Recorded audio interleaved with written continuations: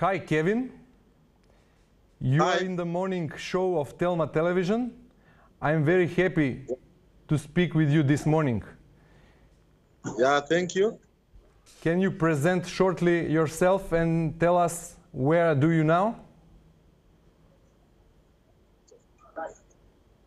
Okay, yeah, my name is Kevin M'tai, and right now I'm in Glasgow as we talk in the Blue Zone where a meeting is happening, yeah. And I'm also climate activist and also environmentalist, yeah, from Kenya. Okay, you are a very famous young activist and positive example of activism. Do you think that your voice there will be heard by the world leaders because they are the only ones who have power to react accordingly?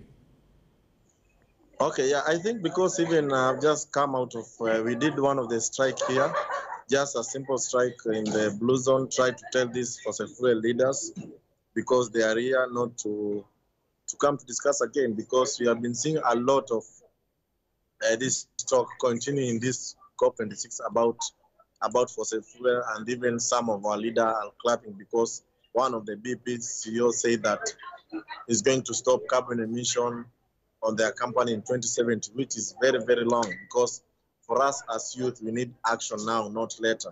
That's why we have been pressurized them, because they are not acting now, because they have a lot of empty promises in this COP as we are talking now, because they're not coming up with a solution.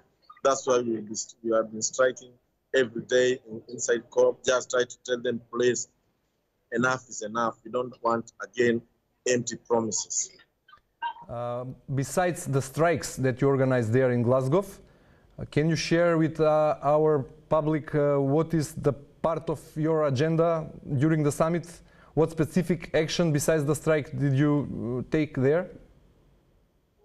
Okay, yeah, mostly we have been taking action, like try to also to talk to people, because I was invited in different session, side event, one being inside Blue Zone and another one being outside Blue Zone. One was in the New York Times Climate Hub, and there we were addressing the leader mostly about what is the perspective youth of this COP, because it was only maybe strike which give us to come in this Glasgow. No, we are just came here also to talk to more people, also leaders, try to convince them and to tell them more about what is climate change. And we are tired of their empty promises, because they have been saying this in most of the COP. So we wanted this COP to be inclusive COP, so that we can come up with a good plan and a future plan which can tackle climate change crisis. But as we are talking, it's just we don't have like a solution for the climate change. That's why we are, as youth, we are tired of their empty promises. Apart these promises regarding the solution, are you an optimist that the world leaders will come up with some concrete results on other fields? I think for me, maybe it's too late, because now we are approaching the end of the COP and they have not come up with a good solution. You see, yesterday I was talking to one of our friends, former Miss International, who was telling us, I think even this what they have just said is nonsense, because they have been talking the same thing in the past COP. Why are you going to repeat the same thing in this COP? That's why we are very tired. Okay, enough for Glasgow. Let's say something more about Kevin M'tai. You come from Kenya, as I know. You have extensive experience from your country with in dealing with the situations and problems of contaminated water. How is the situation now in your country? Yeah, I think in my country the situation now is not that good, because as I'm talking now, in area like northern part of Kenya, people are dying because of the drought. People are dying because of the drought. It is estimated like around 2 million people will suffer because this kind of effect of climate crisis. And also in part of Baringo, also people are migrating and try to move away because of the flood. So also in Kenya, we have a lot of effects of climate change, and our leader, they are not taking climate change as serious, because most of them, tomorrow, next year we'll be having a general election. So most of them, they are just after doing campaigns about general election, and most in their agenda, and also maybe campaign tactics. You never see them including climate change as one of their policy or one of their things to campaign. Yeah. These were one of the biggest issues because of which you become an environmental activist. Could you tell us, according to your opinion, what are the other biggest environmental threats for the planet that should be urgently done? Yeah, I think for the planet, one thing we need to do, especially, is protecting the Arctic Ocean, because we have been seeing people going there mining oil.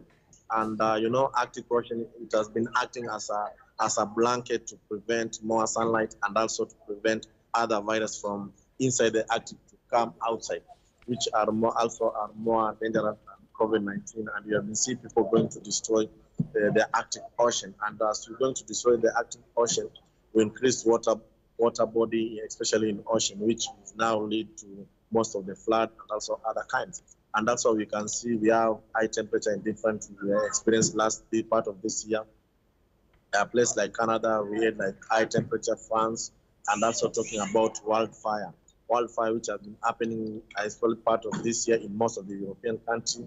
Yeah, and also talking about flood, which has been happening especially in Germany and also in UK. So we have this kind of, not only Africa now they are suffering from climate crisis, but also around the world. Yeah.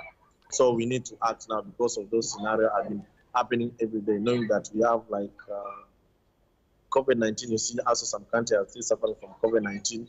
Now we had another pandemic, you see climate change. So now the world is suffering from one of the biggest pandemic currently. Yeah. And the world leaders have also a good excuse. The lack of financial resources is always pointed out as main problem in this regard. Could you tell me whether the race for profit is always more important than higher values, such as living in a healthy environment? Yeah, I think in that related to 2019, but the former president of US, United States of America, Barack Obama, pledged to give around like 100 billion to these most affected countries.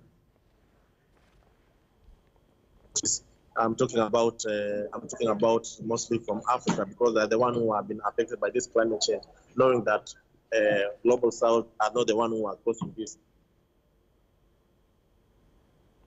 Kevin, we have some problems with the line. This climate change crisis. So, hello. Yeah, we can hear you. Continue, okay, please. Yeah.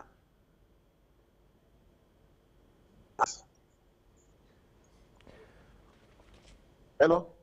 Okay, did you finish? I have one more question about you. I have one more question, the last question for now. Are you familiar about Macedonia? Yeah.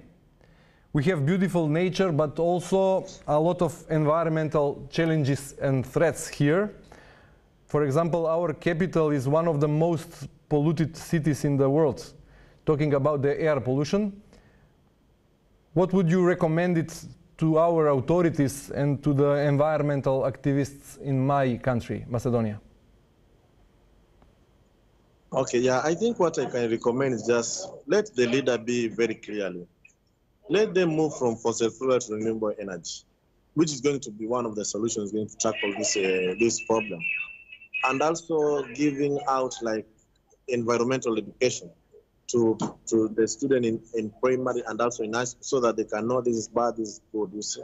So if you're going to do those, I think it will be good. Less people go green by decided to go with not fossil fuel but renewable energy, which is a green energy. It will help us a lot. But if we will continue moving using fossil fuel, I think will not. Maybe your country will no longer have like that change, no clean air or other thing. Because during COVID-19, most of the country, they were able to be having a clear air and a good environment, and carbon emission was able to reduce. Because of what was during that time, most of the country, they were under lockdown, so there was just few using of fossil fuel. And we were able to see that, it was able to show us that even the world can regain its normality. If we are going to take serious by moving fossil fuel to renewable energy. It will help us a lot, especially not only your country, but also around the world. Kevin, thank you very much for this interview. I wish you a lot of luck in your future activities regarding saving the people, not only in Kenya, then all over the world. Okay, yeah, thank you very much. It was a privilege and also my pleasure to be interviewed by you. Yeah. Thank you very much. All the best, Kevin. Bye. Okay, you too, bye. Почитувани гледачи, го слушнавме малку на лоша врска Кевин М'таи, активист, екоактивист од Кенија, кој се јави од Глазгов во однос на завршните пораки од таму, од конференцијата, односно од самитот за климатски промени, што во изминатите 10 денови се одржуваше во главниот град на Шкотска. Останете со утринската програма на Телно.